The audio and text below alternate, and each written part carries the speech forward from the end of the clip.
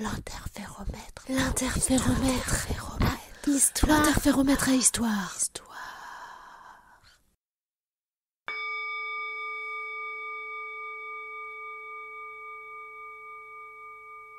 Les photons dissipés.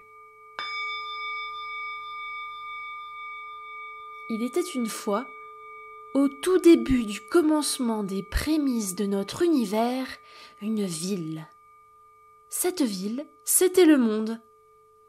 Il y faisait très chaud et elle grossissait et s'étalait en permanence.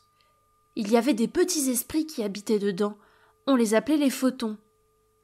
Les photons sont tout petits et chaque photon est d'une couleur différente. Par exemple, de couleur rouge ou bleu, jaune canari, turquoise, rose, parme, vert sapin des Alpes, et même des couleurs bizarres que tu ne peux pas voir, comme ultraviolet ou infrarouge. Les esprits photons n'étaient pas heureux dans cette ville, car il ne faisait pas bon y vivre. Les gens n'étaient pas gentils.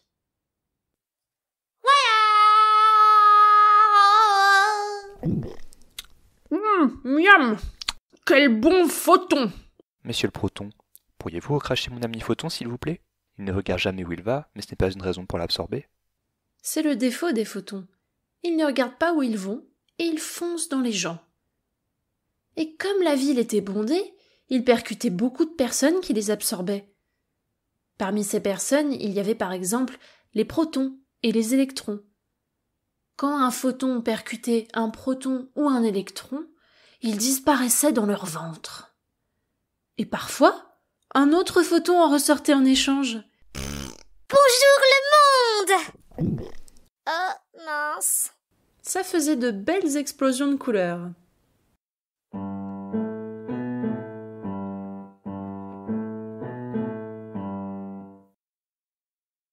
Dans la ville, il y avait aussi les neutrons. Mais eux, ils étaient plutôt sympas et calmes. C'était bien les seuls. Passez, je vous en prie. Merci, monsieur le neutron. Je vous en prie, voyons. Bonsaï! Et crotte. En plus d'être en expansion et très chaude, la ville avait une autre particularité. Elle ne comportait aucune maison.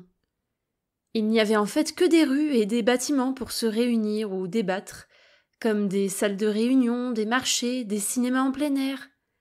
Les gens vivaient tous tout seuls, sans maison chez eux où se reposer. Ça les rendait irritables. Ils se parlaient à peine dans la rue et étaient très désagréables les uns envers les autres. Pousse-toi le proton, tu prends trop de place. Vous les électrons, vous êtes tous négatifs. Toi, quand t'auras tous tes quarks dans le même sens, on en reparlera. Oh, les jeunes, nous les neutrons, on est beaucoup plus calmes. Un jour, lassés de se faire absorber tout le temps par les autres habitants de la ville, les photons décidèrent de se réunir pour trouver une solution. Ils s'agglutinèrent dans un des bâtiments de réunion. Cela faisait un beau mélange de couleurs, du rouge, du vert pomme, de l'orange, du mauve.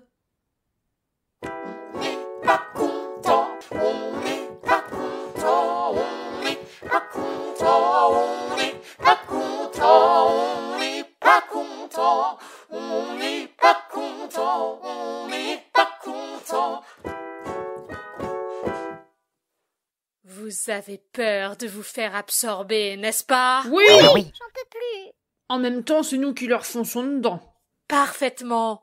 Nous leur fonçons dedans parce que nous sommes les plus rapides.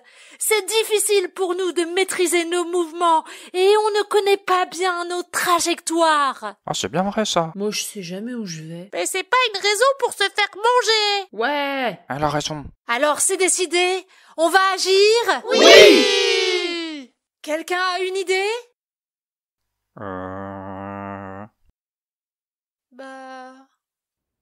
Les photons n'avaient pas d'idée. Ils réfléchissaient,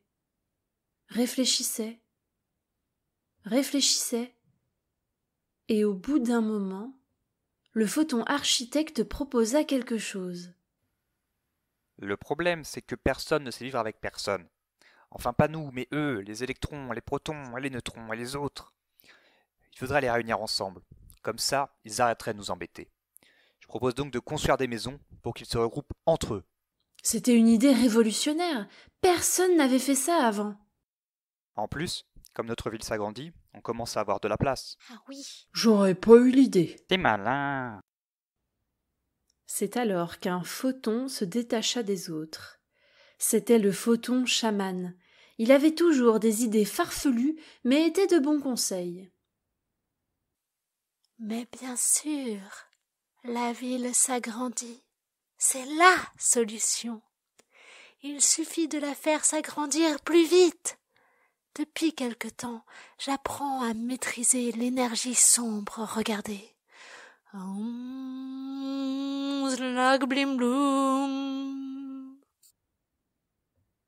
Lorsqu'il prononça son incantation, les murs qui les entouraient s'écartèrent très rapidement dans toutes les directions autour d'eux. La salle de réunion, qui était déjà en train de s'agrandir lentement, s'agrandissait désormais encore plus vite. Le photon chaman avait accéléré le grandissement de la salle avec l'énergie sombre. Ah. Je regrette pas d'être venu. L'énergie sombre est partout. C'est elle qui fait s'agrandir la ville de plus en plus vite. Je vais lui demander un petit coup de pouce. Le chaman prononça à nouveau son incantation.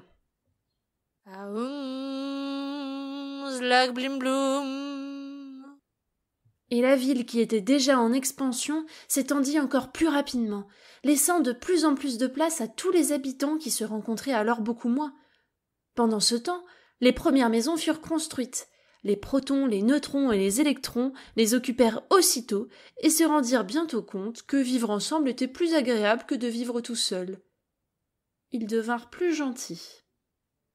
Tiens, neutron, ta tisane contre les rhumatismes. Merci, Proton. Regarde, le petit électron a l'air si content à tourner autour de nous.